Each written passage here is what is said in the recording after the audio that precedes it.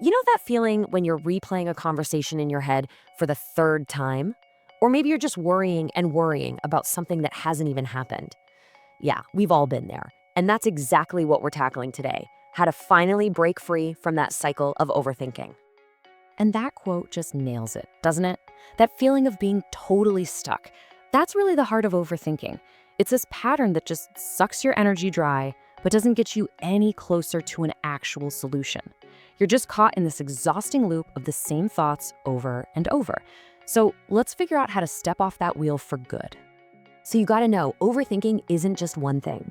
It actually pulls us in two different directions at the same time. You got rumination on one side. That's when you're stuck in the past, just replaying mistakes over and over.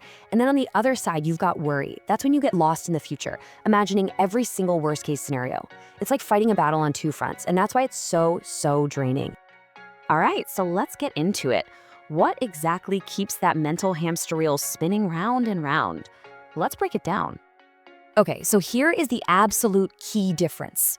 Productive thinking actually goes somewhere, right? You spot a problem, you think of some solutions, and you take action. But overthinking, it just gets stuck. It's an endless loop of weighing the pros and cons over and over again.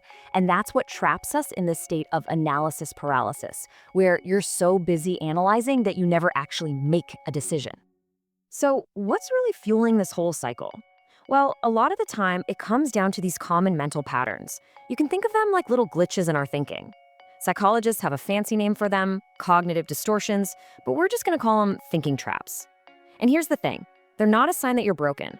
They're actually old mental shortcuts that probably helped our ancestors survive. The only problem is, they don't always work so well for us today. First up, we have catastrophizing. Oh yeah, this is a big one. This is when your mind takes one tiny little negative thing and just blows it up into the absolute worst case scenario imaginable. It's like going from 0 to 100 on the disaster scale and completely ignoring all the other, way more likely outcomes. All right, next we have all or nothing thinking. This one sees the world in just black and white. There's no middle ground, no shades of gray. If something isn't absolutely perfect, then it's a total failure. It's this impossible standard that basically sets you up to feel like you're failing all the time. And the last trap we'll cover is mind reading. You know this one. It's when we just assume we know what someone else is thinking.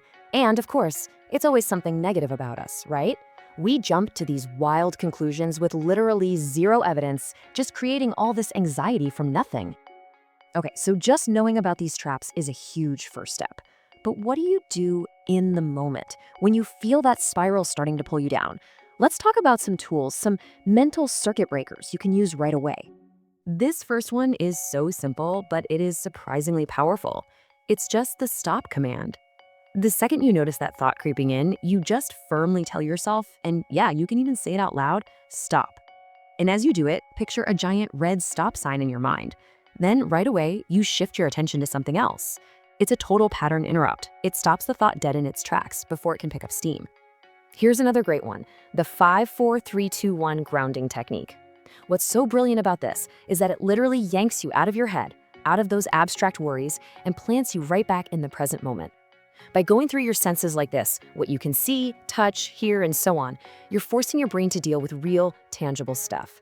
And it's a cool little brain hack, really, because your mind can't focus on those big, scary worries and process sensory information at the same time. Okay, so we've interrupted the spiral. Now comes the deeper work. This is about learning how to actively challenge and even change those thoughts. This is where we start rewiring your brain for the long haul.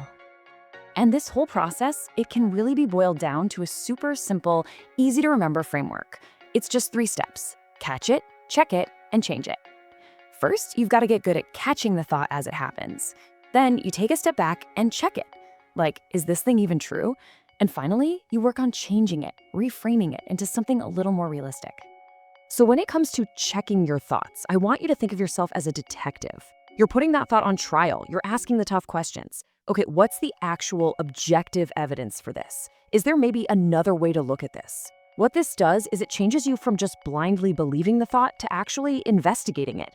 And that last question on the slide is so important. Think about it. We're always so much kinder to our friends, right? Why not give ourselves that same courtesy? Now, I want to be really clear about something. The goal here is not to just slap on some fake, forced positivity. That doesn't work. It's about replacing that wild negative thought with something that's actually realistic and a lot more compassionate. You acknowledge what's happening, sure, but you don't blow it up into a catastrophe. You're just looking for that balanced, honest truce. All right, for our last section, let's talk about playing offense. Let's look at some proactive habits that can help you build a mental fortress, an environment where overthinking just doesn't have a chance to take root. Ever find yourself stuck trying to choose the perfect option for something and you just can't decide? Yeah, that's a classic symptom of overthinking called analysis paralysis. It's that fear of making the wrong choice that ends up preventing you from making any choice. So, how do you break out of that gridlock? Here are 3 practical strategies. First, set a deadline. A strict time limit forces a decision. Second, just limit your options. Don't look at 20 choices when 3 will do. And maybe the most important one of all, embrace good enough. Seriously, progress is way better than chasing some impossible idea of perfection. This next one sounds a little weird, but trust me, it works. It's called the worry window. The idea is to contain your worry instead of letting it bleed into your whole day. You actually schedule an appointment with your worries, say 15 minutes every afternoon. If a worry shows up before then, you just jot it down and tell it, nope, not now, I'll deal with you later.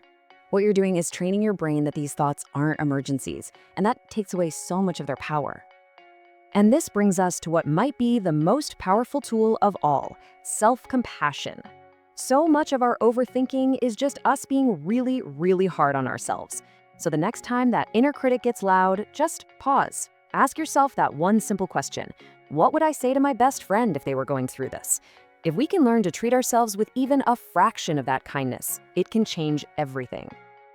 So when you boil it all down, the real goal is to get to a place where you realize that your thoughts, they're not facts. You don't have to believe every single one that pops in your head. Which leave us with one final thing to think about.